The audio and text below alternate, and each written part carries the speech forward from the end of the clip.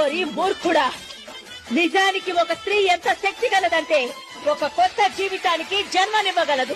జన్మనివ్వగలిగిన వారి కంటే ఎక్కువ శక్తివంతులు ఈ లోకంలో ఎవరూ లేరు. అలాగే స్త్రీలు దుర్బలులు అనుకుని వారిపై తన శక్తులు దురుపయోగం చేసినా, స్త్రీని అణచివేయాలనుకున్నా, నేను జగదాంబ రూపంలో అవతారం ఎత్తి వారిని సంహరిస్తాను.